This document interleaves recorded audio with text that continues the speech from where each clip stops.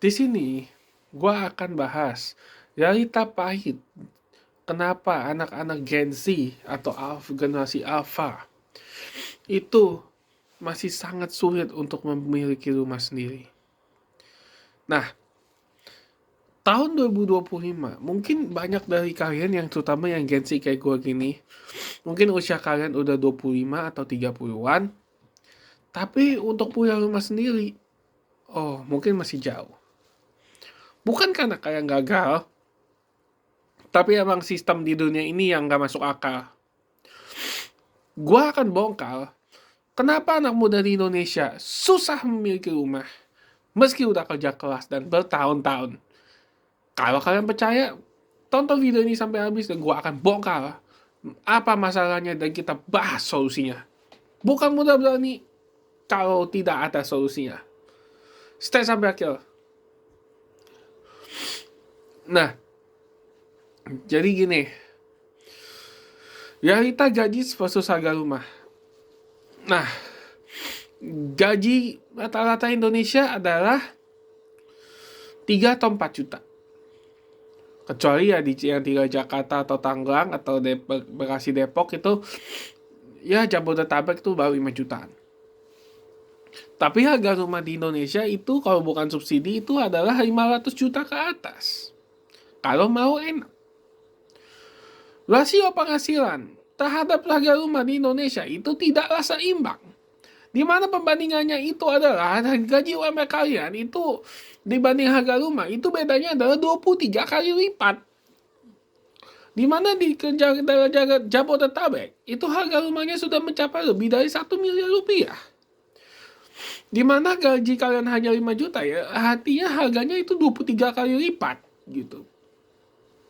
Kalian mau DP harga uang harga rumah 500 juta itu DP 20% itu adalah 100 juta. Lu nabung 4 tahun aja tanpa jajan, tanpa minum, tanpa makan, itu baru kekumpul DP-nya. Setelah kalian punya DP, cicilan KPL-nya itu mencekik, di mana cicilan itu bisa 5 sampai 7 juta per bulan, tergantung berapa tahun kalian nyicil. Nah, buat orang-orang yang gaji UMR, buat makan aja kadang kurang, gimana mau nyicil gitu. Akhirnya banyak orang yang nyewa seumur hidup atau KPL 30 tahun. Di mana itu adalah kesalahan finansial terbesar di hidup kalian gitu. Karena KPL 30 tahun itu sama aja kalian bunuh diri, kalian buang hidup kalian untuk mencicil, untuk memberikan uang kepada bank gitu. Sebentar, kalian udah bayar pajak. Artinya kalian kerja untuk pemerintah. Kalian kerja untuk diri sendiri. Kalian kerja untuk keluarga. Gitu. Nah, akhirnya kenapa banyak anak muda atau pasangan baru sekarang lebih memilih untuk menyewa dibanding beli? Ya karena nyewa tidak terikat. Kalian bisa pindah-pindah semau kalian. Gitu. Dan developer rumah kayak Sumarekon, Agung Sedayu itu mereka itu lebih fokus untuk membangun perumahan mewah yang harganya kira-kira 500 juta ke atas. Rumah subsidi ya itu makin jauh di kabupaten atau kota yang jauh dari kota besar.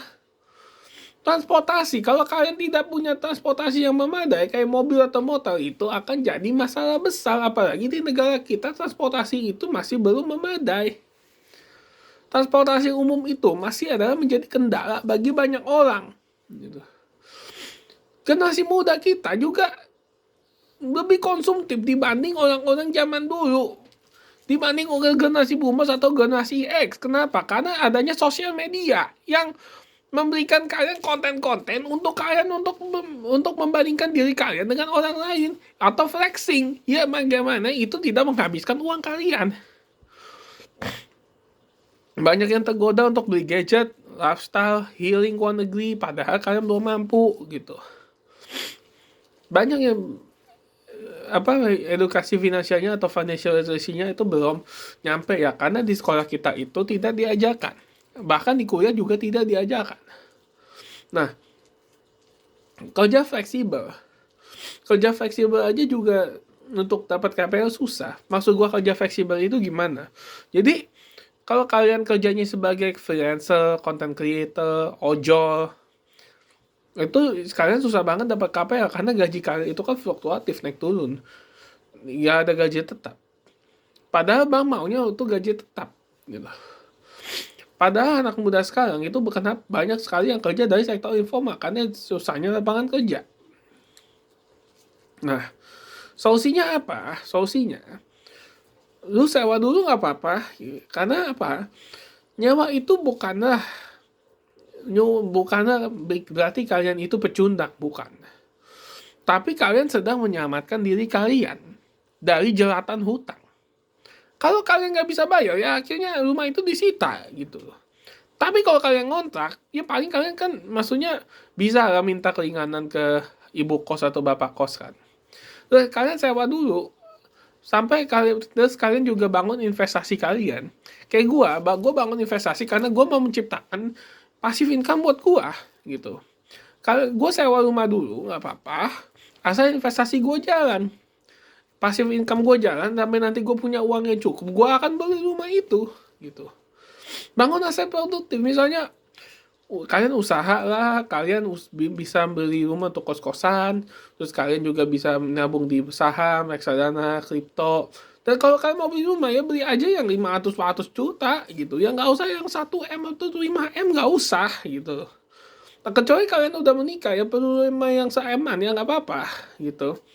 Tapi ingat ya, cicilan kalian itu hanya maksimum kalau mau sehat itu adalah 30% dari penghasilan utama kalian tiap bulan.